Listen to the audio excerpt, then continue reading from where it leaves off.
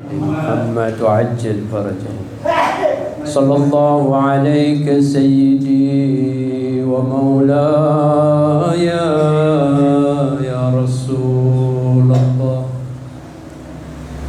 وعلى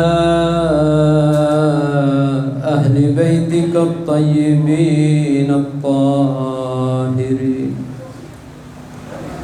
صلى الله عليك سيدي ومولاي يا أبا الحسن يا أمير المؤمنين يا علي بن أبي طالب يا سيدنا ومولانا إنا توجهنا واستشفعنا وتوسلنا بك إلى الله وقدمناك بين يدي حاجاتنا يا وجيها عند الله اشفع لنا عند الله. أعوذ بالله من الشيطان الرجيم. بسم الله الرحمن الرحيم. الحمد لله رب العالمين والصلاة والسلام على الحبيب المصطفى بالقاسم محمد صلى على محمد وعلى آله الطيبين الطاهرين المعصومين وأصحابه المنتجبين الميامين ومن تبعهم بإحسان إلى يوم الدين.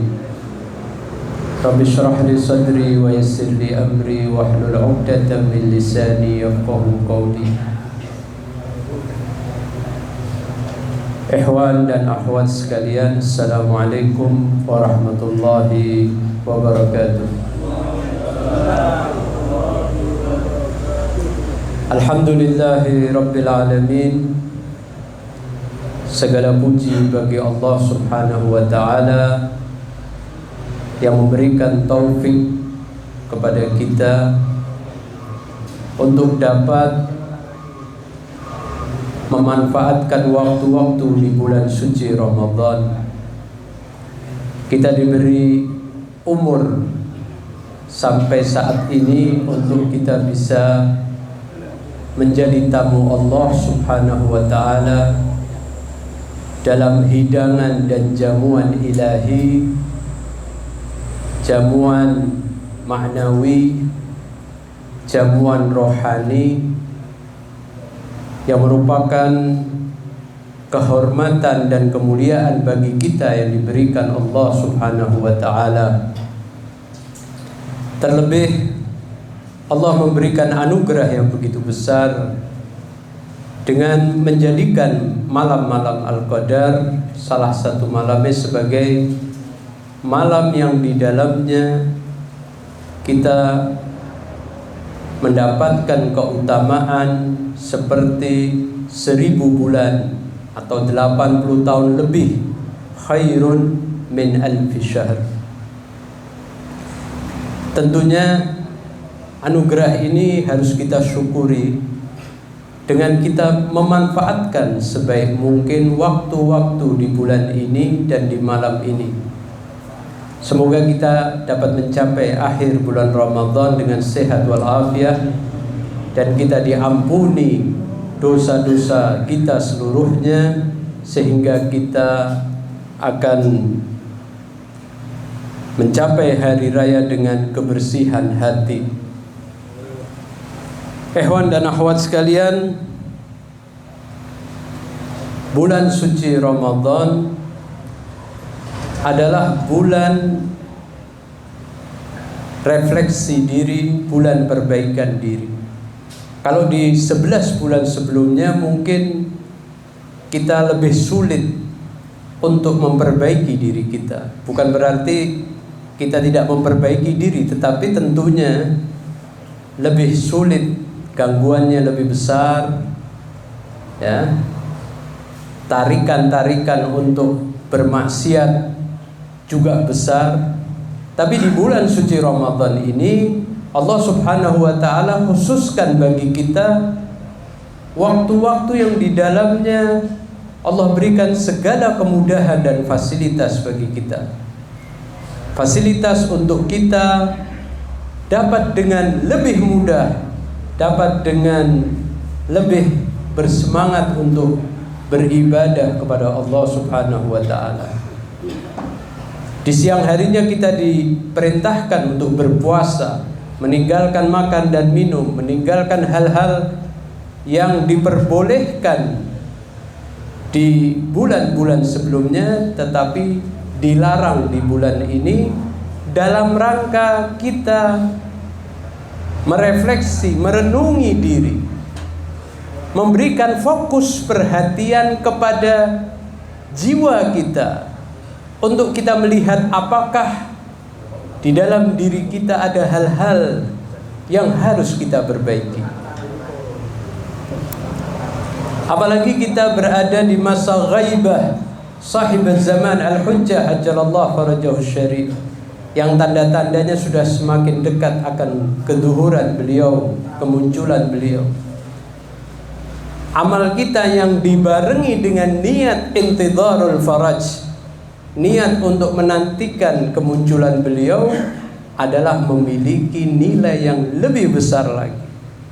Apabila di bulan Ramadan dilipat gandakan, tapi kalau niat kita dalam rangka intidharul faraj, menyiapkan diri kita untuk menanti zuhurnya beliau, maka amal itu akan menjadi berlipat ganda lagi. Ini merupakan anugerah yang perlu kita syukuri dengan memanfaatkannya sebaik mungkin. Al-Imam Ja'farus Shadiq alaihi salam, beliau ketika mendengar sebagian dari sahabatnya membicarakan tentang sekelompok dari kaum muslimin yang sudah mendahului mereka, tetapi mereka tidak bisa mengalami kehidupan bersama Al-Qaim. Mereka merasa sedih, mereka meratapi hal tersebut. Al-Imam Shadiq melihat seperti itu, beliau mengatakan, "Mamata minkum wa huwa muntadhiran li hadzal amr kana kaman huwa ma'al qa'im fi fasatatih." Barang siapa di antara kalian mati sedangkan dia menanti kemunculan dari Al-Qaim, menanti pemerintahan daripada Al-Imam Mahdi ajalallah farajahu syarif, kana kaman huwa ma'al qa'im fi fasatatih. Matinya mereka ini seperti bersama Al-Qaim di tenda mereka dalam perjuangan bersama Al-Imam Mahdi. Pahalanya seperti berperang ya bersama Al-Imam Mahdi ajalallah farajahu syarif. Padahal ini di zaman Imam Ja'far, apalagi di zaman ini yang lebih dekat lagi ya. Tsumma qala la bal kana kadh-dharib baina yaday Rasulillah bis-sayf. Tidak, bahkan katanya Imam Ja'far, seperti orang yang berperang bersama Rasul dengan pedangnya. Pahalanya, nilainya seperti orang yang berperang bersama Rasul sallallahu alaihi wa alihi. Dan di dalam riwayat lain disebutkan kaman istushhida ma'a Rasulillah sallallahu alaihi wa alihi, seperti orang yang syahid bersama Rasul sallallahu alaihi wa alihi. Jadi kita manfaatkan waktu-waktu di bulan puasa dalam rangka penantian. Seandainya kita mati sebelum duhurul imam, kita mati masuk dalam barisan imam, seperti orang yang syahid bersama Rasul sallallahu alaihi wa alihi wasallam. Naam. Tapi hal ini bukanlah sesuatu yang mudah begitu saja kita lakukan. Perlu ada sebuah upaya keras, upaya sungguh-sungguh dari kita. Jangan kita beragama, ikhwan sekalian, dengan seadanya atau main-main, tidak serius. Orang yang bersama Imam Mahdi pasti orang-orang serius. Kalau beragama hanya untuk sekedar melepaskan beban syar'i, itu namanya tidak serius. Beragama harus serius. Bulan Ramadan ini bulan yang kita diperintahkan untuk lebih serius lagi dalam beragama, untuk memperbaiki diri kita, supaya apabila kita masih banyak persoalan dan problem dalam diri, maka kita segera memperbaikinya. Izinkan malam ini saya akan bicara sedikit berkenaan dengan refleksi diri sebelum kita membicarakan tentang Lailatul Qadar yang tadi sudah kita singgung sebagian, di mana Lailatul Qadar itu adalah sebuah anugerah yang hanya diberikan kepada umat Muhammad sallallahu alaihi wasallam. Bulan Ramadan, bulan suci Ramadan, puasa Ramadan itu hanya diberlakukan pada umat Muhammad. Lailatul Qadar khusus diberikan kepada umat Muhammad. Kenapa? Di situ sangat mulia. Sangat mungkin karena itu diturunkannya Al-Qur'anul Karim di malam Lailatul Qadar. Untuk kita memperbaiki diri, tentu kita harus merefleksi diri kita, merujuk diri kita, melihat, menyingkap, mengoreksi dan membongkar diri kita. Apa maksudnya membongkar diri? Maksudnya adalah bahwa diri manusia ini adalah sekumpulan dari pemikiran, sifat-sifat, dan praktek-praktek perilaku yang dilakukan oleh manusia. Masing-masing kita ini dibedakan dari pemahaman kita, keyakinan kita. Walaupun kita sama-sama meyakini Ahlul Bait, tapi kualitas keyakinan kita berbeda-beda. Kualitas pemahaman kita tentang agama, tentang Allah, tentang Rasul, tentang Ahlul Bait, tentang akhirat itu berbeda-beda. Sifat-sifat kita pun juga berbeda-beda. Perilaku pun, perbuatan kita juga berbeda-beda. Lah, bagaimana supaya kita menjadi seseorang yang sesuai dengan yang diridhoi oleh Allah, Rasul dan Ahlul Baitnya? Maka kita harus merujuk kepada diri kita. Apakah kita sudah puas dengan yang ada pada diri kita, dengan pemikiran kita, dengan pemahaman kita, dengan karakter yang ada pada diri yang kita bawa ini, dengan amal-amal perbuatan kita? Apakah kita sudah puas? Tentunya saya yakin jawabannya kita belum puas. Kita masih merasa jauh dari kepuasan, dari kesempurnaan. Kita masih merasa jauh dari Rasul dan Ahlul Baitnya.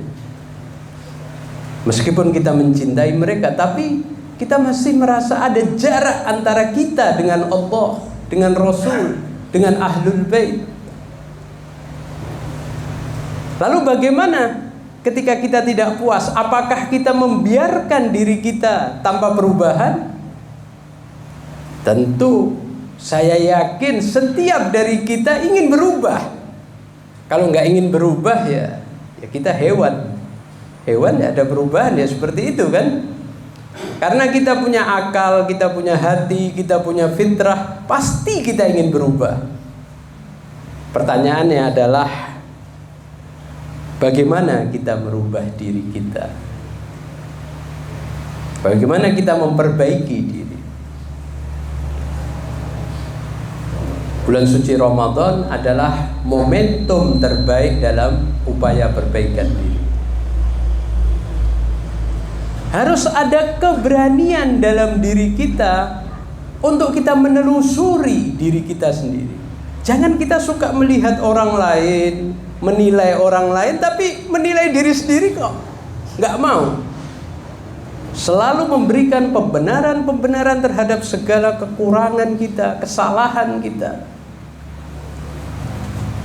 Ayo kita mencoba memberanikan diri, walaupun mungkin kita akan melihat diri kita ini kelam, diri kita ini banyak dosa, banyak kesalahan, sifat-sifat yang ada pada kita, sifat-sifat yang buruk.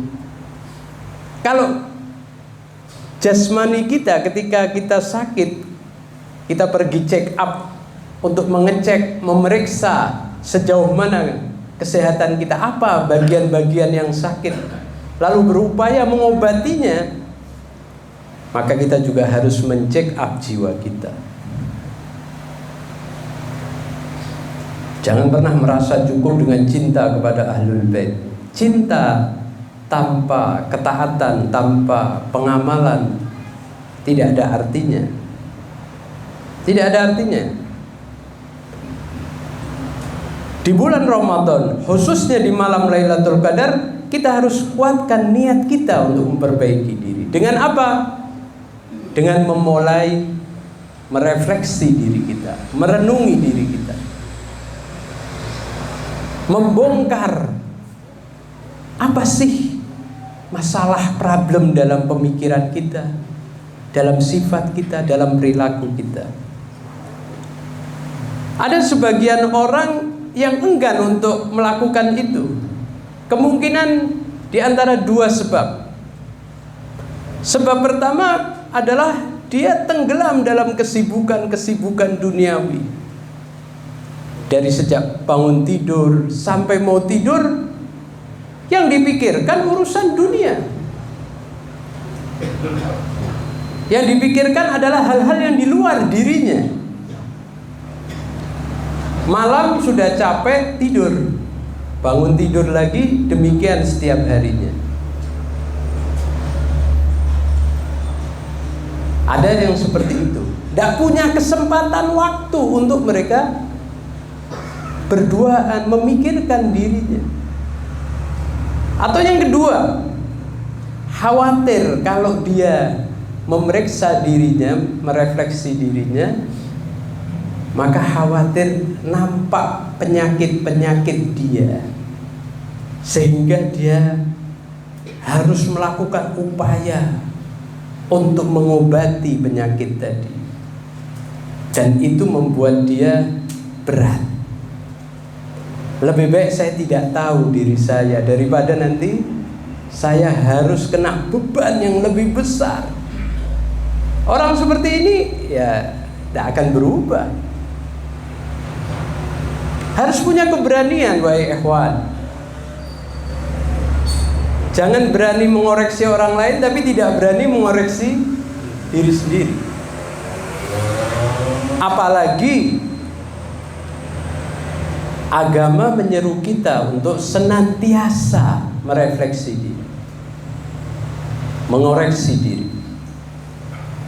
Hadis yang masyhur dari Rasulullah, Rasul mengatakan, hasibu anfusakum qabla an tuhasabu wazinuha qabla an tuzan. Perhitungkanlah hati kalian, evaluasi diri kalian, koreksi diri kalian sebelum nanti dihisab kelak. Kalau nanti dihisab kita sudah lihat ternyata terlalu banyak dosa-dosa kita, kesalahan kita. Wazinuha, timbanglah diri kalian sebelum nanti kalian ditimbang. Ini seruan dari Rasul sallallahu alaihi wa alihi. Al-Imam Ali bin Abi Thalib yang malam hari ini kita memperingati dipukulnya kepala beliau di waktu subuh oleh Ibnu Muljam al-La'in. Beliau mengatakan, ma ahaqqul insan an takuna lahu sa'ah la yashghaluhu anha syaghil yuhasib fiha nafsah fayanduru fi maktasaba laha wa 'alayha fi lailiha wa nahariha. Apakah tidak selayaknya, tidak sepantasnya seseorang dia meluangkan waktunya barang sesaat, barang 1 jam, barang sesaat, yang dia di situ tidak ada kesibukan yang lain. Untuk apa? Yuhasib fiha nafsah, menghisab dirinya, memperhitungkan, merenungi, membongkar apa ada dosa-dosa yang dia lakukan, apa ada penyakit-penyakit yang ada dalam dirinya, penyakit batin, penyakit jiwa. Fayanduru fi maktasabalaha, lalu dia memperhatikan apa perbuatan baik yang telah dia lakukan sehingga dia bersyukur dan meminta ditambah oleh Allah, dan apa perbuatan buruk yang dia lakukan sehingga dia segera beristighfar dan bertobat. Bahkan di dalam riwayat sebutkan, bukan termasuk dari pengikut kami Ahlul Bait orang yang setiap hari tidak mengoreksi dirinya. Setiap hari. Laisa minna man lam yuhasib nafsahu kulla yaum. Setiap harinya. Hanya sesaat dari kesibukan keseharian kita.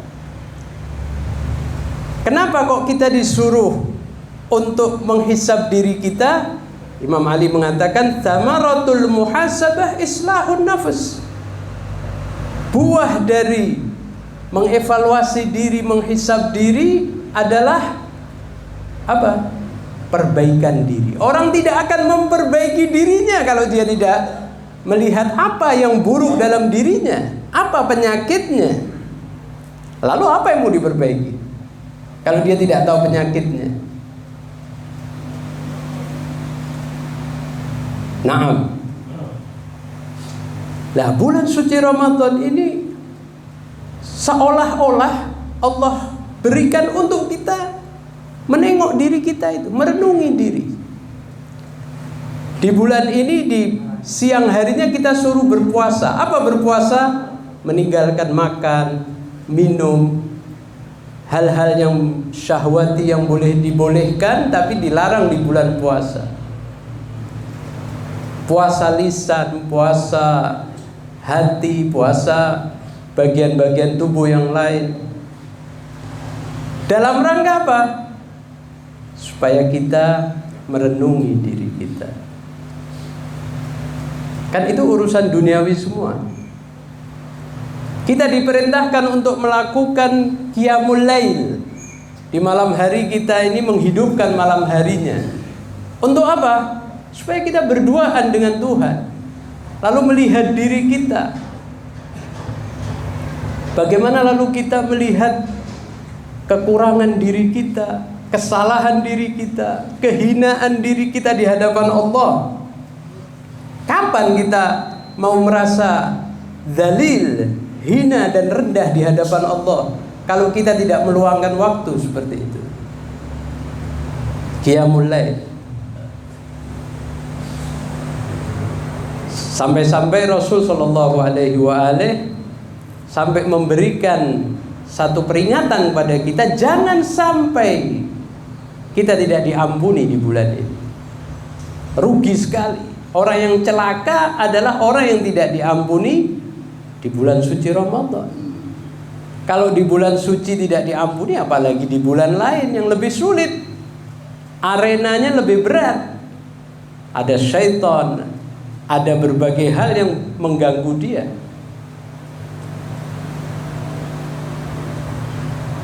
Ikhwan dan akhwat sekalian, di bulan Ramadan ini kita ditekankan untuk membaca Al-Quran. Dilipat gandakan pahalanya. Satu ayat dihitung seperti kita menghatamkan Al-Quran. Tetapi yang dimaksud dengan membaca Al-Quran ini bukan sekedar membaca banyak-banyakan, enggak. Membaca dengan tadabbur, dengan perenungan. Imam mengatakan, ala la khaira fi qira'atin laisa fiha tadabbur. Tidak ada kebaikan dalam membaca Al-Quran kalau kita tidak merenungi, memahami makna dan merenunginya. Al-Quran bukan hanya untuk dibaca, walaupun ada manfaatnya, bukan tidak ada, tetapi difahami, direnungi. Ayat-ayat yang berkaitan dengan ayat-ayat munafik misalnya, apakah ada sifat-sifat munafik itu dalam diri kita? Ayat-ayat kufur, apakah ada? Jangan-jangan kita ini terjangkit penyakit kufur, nifaq. Ayat-ayat tentang iman, ayat-ayat tentang akhirat dan sebagainya, semua dalam rangka mengingatkan kita, merefleksi diri kita.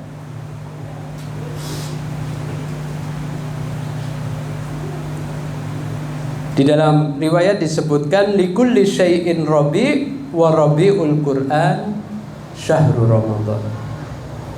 Setiap sesuatu itu ada musim seminya.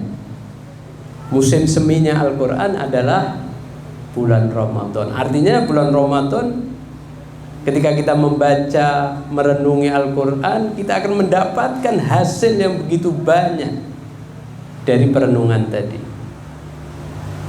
Nah, pertanyaannya adalah, ikhwan sekalian, apa yang mesti kita renungi? Apa yang mesti kita refleksi dan kita evaluasi dalam diri kita? Yang pertama adalah pikiran kita, pemahaman kita, dan keyakinan kita. Masing-masing kita punya pemahaman tentang Tuhan, tentang Nabi, tentang akhirat, tentang kehidupan, apa itu hidup, tentang dunia, tentang macam-macam. Pertanyaannya, apakah pemahaman kita dan keyakinan kita ini sudah benar? Bagaimana Anda, kita semua memahami Tuhan? Jangan-jangan Tuhan yang kita pahami itu bukan Tuhan yang sebenarnya. Kita salah dalam memahami Tuhan. Sejauh mana Anda mengenal Tuhan? Apakah Tuhan hanya namanya, ataupun sifat-sifat sekedar identitas yang kita pahami dari kita beragama, atau tidak? Kita harus mengecek ulang. Itu penting, ikhwan. Sebab apa? Bagaimana kita akan beribadah dengan benar kalau Tuhan yang kita sembah pun kita salah memahaminya, menilainya. Minimal sholat kita kadang kita mikirkan Tuhan di suatu tempat misalnya, itu sudah keliru. Padahal kata Imam Ja'far Shadiq, ketika kita mengucapkan Allahu Akbar, maksudnya apa? Allah lebih besar dari yang kita bayangkan, yang kita gambarkan dalam benak kita. Artinya bukan itu Tuhan, Allah lebih besar dari itu. Laisa kamitslihi syai'. Allah tidak seperti segala sesuatu apapun. Ketika kita membayangkan Tuhan, bukan itu Tuhan.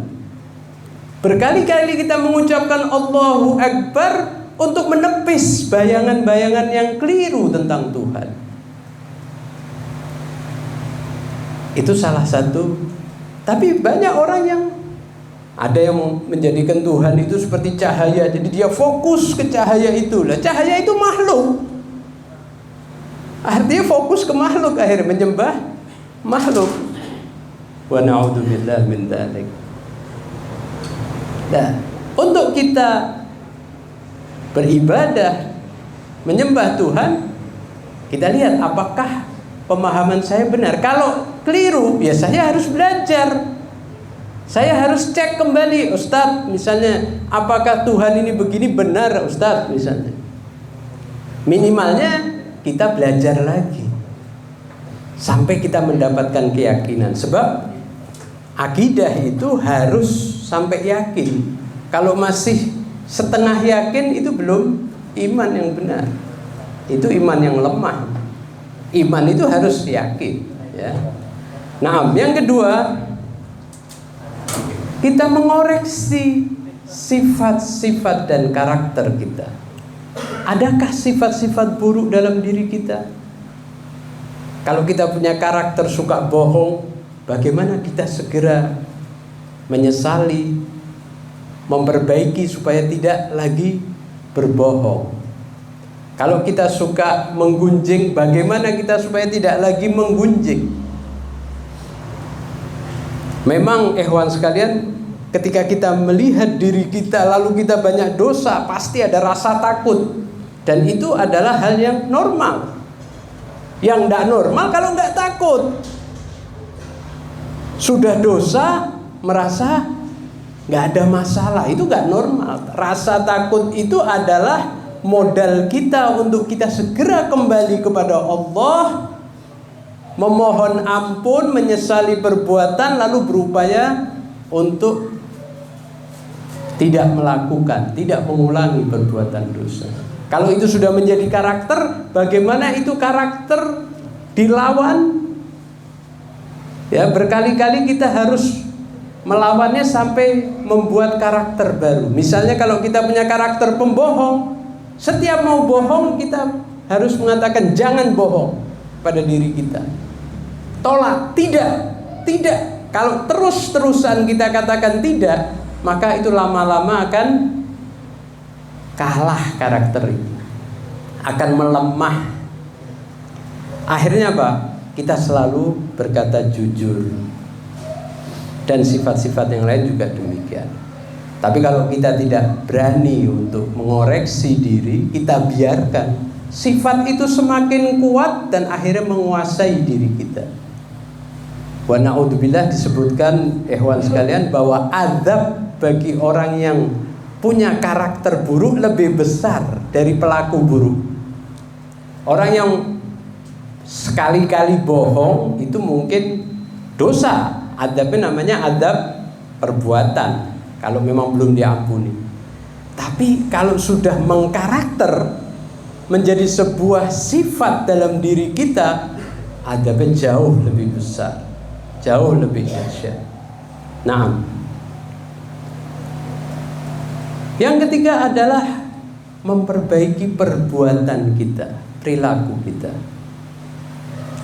Baik itu perilaku hubungan kita dengan Allah maupun hubungan kita dengan selainnya, baik dengan manusia maupun dengan alam ini. Bagaimana kita membangun hubungan sosial? Apakah kita memiliki kesalahan-kesalahan dalam berhubungan? Yang pertama dari yang kecil adalah hubungan dalam keluarga, antara ayah, anak, suami, istri. Itu harus diperbaiki. Adakah yang keliru? Adakah yang salah? Kalau dia melihat ada kesalahan, segera dia berupaya memperbaiki kesalahannya. Lalu beranjak kepada hubungan dengan teman, dengan kerabat, dengan ikhwan, dengan yang lain-lain, sampai hubungan antar masyarakat dengan masyarakat yang lain. Itu semua kalau kita tidak koreksi, wahai ikhwan sekalian, mungkin banyak perbuatan kita adalah perbuatan yang keliru. Jangan kita berpikir bahwa mengoreksi itu berarti kita harus memiliki beban yang berat.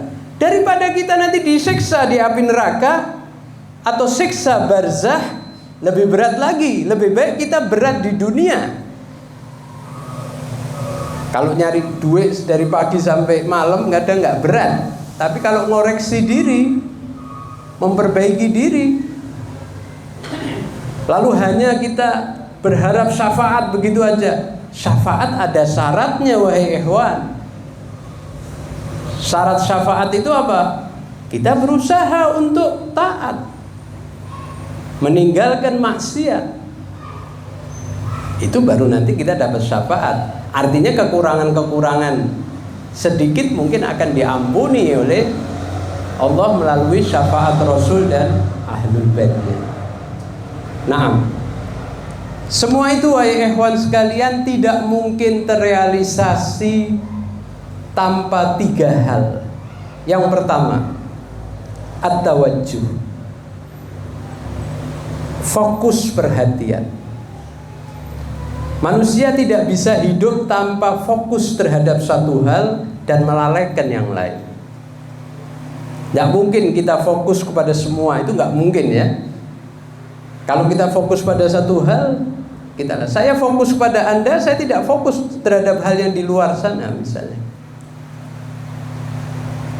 Pertanyaannya, kepada apa kita harus fokus? Kepada hal yang paling penting dalam hidup kita. Apa? Fokus kepada diri, untuk memperbaiki diri. Tentunya nanti ini berkait dengan fokus kepada Allah, fokus kepada Nabi, fokus kepada akhirat dan sebagainya. Jadi fokus perhatian.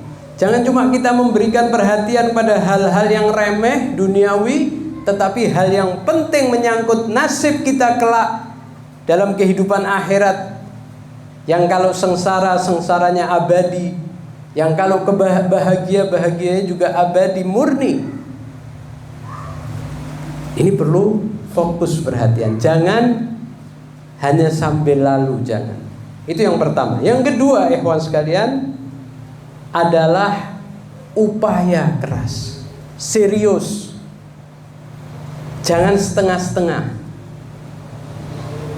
Serius. Orang yang serius dalam berbuat, dia akan sukses, baik urusan dunia maupun urusan akhirat. Kalau kita serius dalam persoalan dunia, kenapa kita tidak serius dalam urusan akhirat kita? Dunia hanya sementara, sedangkan akhirat adalah abadi. Nah, dan yang ketiga, sabar. Harus sabar. Apa maksudnya sabar? Sabar adalah sebuah kekuatan dalam diri kita untuk kita menahan, mengontrol jiwa kita ini. Ternyata sabar itu ada pada setiap sifat kebaikan. Bahkan sholat itu butuh kesabaran, ya kan? Anda butuh sabar untuk sholat di awal waktu. Artinya apa? Menahan diri dari urusan-urusan lain untuk memfokuskan kepada sholat Anda. Anda butuh sabar dalam menjalankan ibadah sholat Anda, dari takbiratul ihram sampai salam. Kita perlu kesabaran, mengontrol pikiran, mengontrol hati kita supaya tawajjuh kepada Allah Subhanahu wa ta'ala. Maka dikatakan wasta'inu bis sabri wassalah. Sholat sendiri butuh sabar. Iffah itu kehormatan, kemuliaan diri, sifat yang mulia. Itu juga harus sabar. Apa maksudnya iffah? Sabar terhadap syahwat, menahan diri, mengontrol syahwatnya supaya tidak berlebih, tidak ifrat dan tidak tafrid. Ternyata semua sifat-sifat itu harus ada kesabaran. Makanya disebutkan di dalam riwayat, aslus sabr husnul yaqin billah. Orang tidak akan sabar kalau dia tidak ridho dan tidak taslim. Orang yang sabar adalah orang yang ridho dengan ketentuan Allah. Kalau dia tidak rela dengan ketentuan Allah, dia tidak bisa akan sabar. Dia taslim. Taslim itu apa? Dia berserah diri. Sami'na wa ata'na. Apapun yang Allah kehendaki, na'am. Yang Rasul kehendaki, yang imam kehendaki, na'am. Orang yang seperti itu dia bisa sabar. Tapi kalau belum taslim kepada Allah, belum ridho, maka sulit untuk bersabar. Lah, bagaimana caranya kita supaya ridho dan taslim? Harus punya husnul yaqin. Ini disebutkan Imam Ali, aslus sabr husnul yaqin billah. Akar dari kesabaran itu adalah husnul yaqin, keyakinan terhadap Allah Subhanahu wa ta'ala. Keyakinan ini yang harus kita perkuat. Makrifat kita tentang Tuhan, keimanan kita tentang Tuhan ini harus kita kuat. perkuat supaya apa? Supaya kita mendapatkan ridho terhadap ketentuannya dan kita taslim kepada Allah. Dengan demikian pada akhirnya kita bisa bersabar. Anda mungkin pernah membaca doa apa namanya? Doa sahar ya. Ada doa pendek, doa sahar. Di antara kutipan doa ini menyebutkan Allahumma inni as'aluka imanan tubashiru bihi qalbi. Ya Allah, aku memohon kepadaku iman. Iman itu apa? Keyakinan. Iman itu pondasinya adalah yakin. Imanan tubashiru bihi qalbi, yang memberikan cahaya pada hatiku. Ya. Wa yaqinan, ditambahi keyakinan. Hatta a'lama annahu la yusibani illa ma katabtani. Sehingga aku tahu dengan keyakinan tadi bahwa tidak ada yang menimpaku kecuali yang sudah Engkau tentukan, wahai Allah. Jadi dia tahu bahwa apapun yang terjadi ini ketentuan Tuhan. Karena ini ketentuan Tuhan pasti baik dong. Ketentuan siapa yang lebih baik dari ketentuan Tuhan? Artinya apa? Di balik itu ada maslahat, ada kebaikan. Apapun yang terjadi, bahkan bila keluarga kita mati satu sama lain, seperti Imam Husain menghadapi semua itu dengan segala apa? Imam menerima ketentuan tadi, ridha biqadha'ika ya Rabb. Karena apa? Keyakinannya kepada Allah, husnul yakin. Ini yang harus kita miliki, wahai ikhwan. Waraddini minal aishi bima qasamtali, dan berikanlah aku kerelaan terhadap kehidupan yang Engkau bagi kepada kami. Dikasih kehidupan yang sempit, ya rela. Kehidupan yang leluasa, mendapat kekayaan lebih, ya rela. Artinya apapun yang dari Allah baik, rela. Kalau seperti itu, kita akan bisa bersabar. Ini yang diajarkan oleh Ahlul Bait alaihimussalam kepada kita. Ikhwan sekalian, kalau kita bicara sabar, maka contoh kesabaran yang paling sempurna adalah kesabaran Amirul Mukminin Ali bin Abi Thalib alaihissalam. Bagaimana Amirul Mukminin Ali bin Abi Thalib, beliau alaihissalam dalam kehidupannya begitu menghadapi berbagai ujian yang amat berat. Dari sejak bersama Rasul, sepeninggal Rasul, sampai syahidnya beliau, hampir-hampir beliau mengalami penderitaan yang begitu besar. Tetapi Imam Ali bin Abi Thalib bersabar. Bagaimana saat istri tercinta beliau diperlakukan dengan perlakuan yang amat buruk, Imam Ali masih bersabar. Itu orang lain mungkin tidak mampu untuk bersabar semacam itu. Di masa beliau memerintah pun menjadi khalifah, gangguan-gangguan, peperangan demi peperangan terjadi. Beliau bersabar, tetap menjalankan tugas sebagai imam, sebagai hamba Allah. Nah, kesabaran beliau ini adalah sesuatu yang menjadi contoh besar bagi kita. Kita mungkin tidak akan diuji seperti beliau, karena memang derajat beliau ujiannya akan lebih besar. Kapasitas kita ini ujiannya masih ringan. Kita tidak akan mendapat ujian seberat Amirul Mukminin. Maka kalau kita ingin bersabar, kita harus menengok Amirul Mukminin Ali bin Abi Thalib, Al-Imam Husain, para imam yang lain, Rasul sallallahu alaihi wasallam, supaya kita mampu menjalani kehidupan ini dengan kesabaran.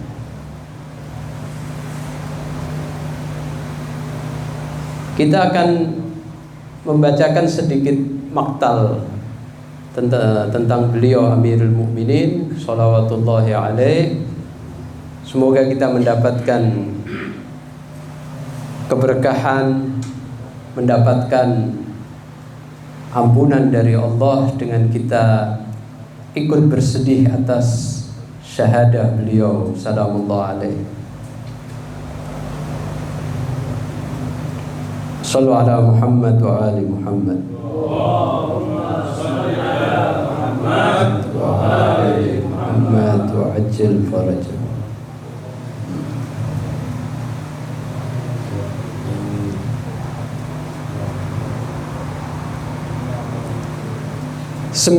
Ramadan 40 Hijrah. Seperti hari-hari biasanya, Imam Ali alaihissalam pergi ke masjid di Kufah untuk sholat subuh. Seperti telah mendapat firasat, Imam meminta kedua putranya Imam Hasan alaihissalam dan Imam Husain alaihissalam untuk melaksanakan sholat subuh mereka di rumah saja. Padahal biasanya mereka menyertai sang ayah sholat berjamaah di masjid. Sebelum terjadinya tragedi besar yang menimpa kaum muslim, khususnya pengikut Ahlul Bait Nabi sallallahu alaihi wasallam, Imam Ali bin Abi Thalib alaihissalam telah mengabarkan kepergiannya dari dunia yang fana ini. Saat Imam beranjak keluar dari rumahnya, terdengar kicauan burung-burung yang sangat nyaring. Lalu seorang pembantu Imam mencoba mengusir mereka. Di tempat lain disebutkan angsa, ya, suara angsa-angsa. Namun Imam melarangnya. Biarkan mereka, mungkin saja kicauan mereka merupakan ratapan firasat atas kematianku, kata Imam alaihissalam. Bahkan jauh-jauh hari Nabi Muhammad SAW telah memberitahukan akan kesyahidan Imam alaihissalam. Kala itu Nabi SAW bersabda, "Wahai Ali, kulihat di depan mataku janggutmu memerah, tercelup darah." Tiba di masjid, Imam membangunkan beberapa orang yang tidur di sana, lalu melantunkan azan. Di antara mereka yang dibangunkan oleh Imam adalah Abdurrahman bin Muljam laknatullah alaih. Ia tidak segera bangun ketika Imam membangunkannya dan berusaha menyembunyikan sesuatu di balik bajunya. Maka ketika Imam hendak mulai mengimami sholat, Ibnu Muljam berpura-pura ikut sholat dan berdiri tepat di belakang Imam. Lalu ketika Imam sedang bersujud, Ibnu Muljam menarik pedang beracun dari balik bajunya dan memukulkannya tepat mengenai kepala Imam. Wah Aliyah, inilah persembahan terbaik Imam Ali dengan ditebas kepalanya oleh si celaka Ibnu Muljam. Imam Ali tidak menunjukkan sedikit pun rasa sakit, tidak merintih atau meratap. Imam Ali hanya berucap, Bismillah, wabillah, wa fi sabilillah, fustu wallahi wa rabbil Ka'bah. Demi Tuhan Ka'bah, sungguh aku telah menang. Berita ini sampai kepada Al-Hasan, lalu beliau bergegas menuju masjid. Selepas itu Imam Hasan meletakkan kepala ayahnya di atas pangkuannya. Riwayat menyebutkan bahwa kepala suci bekas tebasan itu terus mengalirkan darah yang banyak hingga membasahi semua wajah Imam. Al-Hasan memandang ke arah wajah ayah andanya yang sedang berada di pangkuannya, dan air matanya mulai mengalir dari wajahnya dan menetes ke wajah suci ayahandanya. Lalu Imam Ali membuka matanya dan berkata, "Anakku sayang, kau menangis Hasan, tolong jangan menangis." Sebelum mereka membawa pulang Amirul Mukminin, Imam Hasan pun menyelesaikan sholatnya, dan Amirul Mukminin juga menyelesaikan sholatnya sambil duduk. Dan riwayat menyatakan tatkala Imam Ali mencoba menyelesaikan sholatnya, keadaan beliau sudah tidak stabil. dan beberapa kali beliau hampir roboh dan jatuh pingsan. Kemudian mereka membawa pulang Imam Amirul Mukminin ke rumahnya, dan dalam perjalanan itu mereka terdengar satu suara, "Qutila Aliul Murtada, tahaddamat wallahi arkanul huda." Ali Murtada telah dibunuh demi Allah, tonggak-tonggak hidayah telah roboh. Suara dari langit ini telah didengar oleh seluruh penduduk Kufah, dan ramai penduduk Kufah berbondong-bondong datang ke masjid untuk melihat keadaan Imam Ali Amirul Mukminin. Riwayat menyebutkan bahwa keadaan itu mengingatkan seperti keadaan wafatnya Rasul sallallahu alaihi wasallam. Seluruh penduduk Kufah bersedih dan menangis. Seluruh penduduk bersedih atas musibah ini. Ketika sampai ke rumah, Imam Husain datang menghampiri ayahnya dengan lebih dekat. Imam Husain menangis terus-menerus sehingga bengkak kedua matanya. Mendengar isak tangis Imam Husain, ayahandanya berkata, "Wahai Husain anakku, tolong jangan menangis. Bersabarlah. Peristiwa yang menimpaku bukanlah besar. Ini hanyalah perkara yang harus terjadi." Imam Ali menasihati putra Al-Husain. Mereka kemudian membawa masuk Imam Ali ke rumahnya dan meletakkan Imam Ali ke sebuah ruangan di rumah itu yang biasa digunakan oleh Imam Ali untuk sholat. Mereka baringkan Imam Ali di ruangan itu. Lalu tidak lama putri-putri beliau alaihissalam masuk ke ruangan. Sayyidah Zainab dan Sayyidah Ummu Kulthum yang masih kecil, keduanya duduk di sebelah ayahandanya. Keduanya memandang ayahandanya sambil menangis terseduh-seduh. Ketika putranya Al-Hasan menangis, Imam Ali menasihatinya supaya tidak menangis dan bersabar. Ketika Al-Husain menangis, Imam Ali menasihatinya supaya tidak menangis dan bersabar.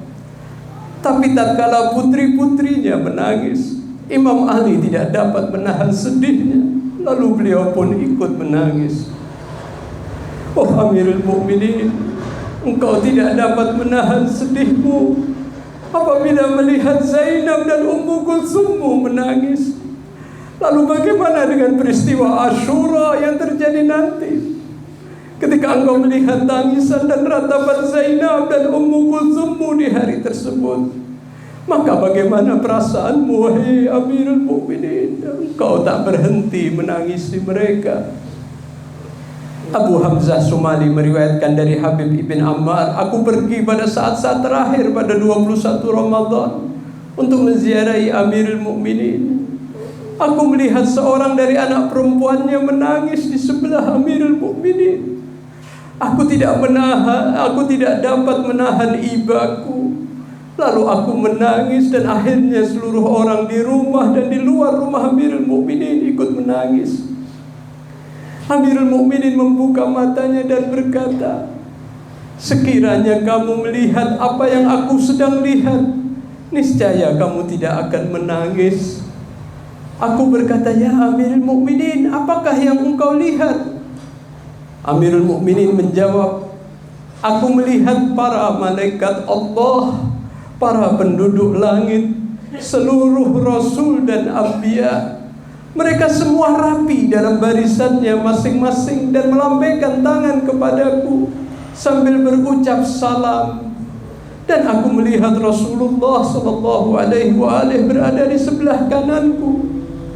Beliau sallallahu alaihi wasallam bersabda, 'Oh Aliku, datanglah kepadaku, aku rindu kepadamu.' Selepas itu aku pun ingin keluar sebentar. Tiba-tiba aku terdengar orang-orang menangis dan suara teriakan mereka, 'Oh, Imam Ali telah meninggalkan kita semua. Imam Ali telah meninggalkan dunia ini. Inna lillahi wa inna ilaihi raji'un. Allahumma al'an qatalata Amirul Mukminin اللهم العن قتلة أمير المؤمنين اللهم العن قتلة أمير المؤمنين. السلام عليك يا أبا الحسن يا أمير المؤمنين. السلام عليك أيها الشهيد المظلوم. السلام عليك أيها البطل. السلام عليك يا أخ رسول الله. السلام عليك يا زوج فاطمة. السلام عليك يا أبو الحسنين. السلام عليك يا مولى المتقين. السلام عليك يا أمير المؤمنين warahmatullahi wabarakatuh. Semoga kita mendapatkan keberkahan dengan kita dapat mengikuti jejak-jejak Amirul Mukminin, menjadikan kita sebagai orang-orang yang senantiasa memberikan perhatian kita kepada Amirul Mukminin dan menjadikan Amirul Mukminin sebagai poros bagi kita di dalam berpikir, bertindak dan bersikap serta memiliki karakter-karakter yang baik. Allahumma salli ala Muhammadin wa ali Muhammad. Allahumma kun li walikal hujjat ibn al-Hasan salawatuka alaihi wa ala abaihi fi hadhihi as-sa'ah wa fi kulli sa'ah waliyan wa hafidha wa qa'idan wa nasira wa dalilan wa aina hatta tuskinahu ardaka taw'a wa tumatti'ahu fiha tawila birahmatika ya arhamar rahimin. Sallu ala Muhammad wa ali Muhammad. Allahumma salli ala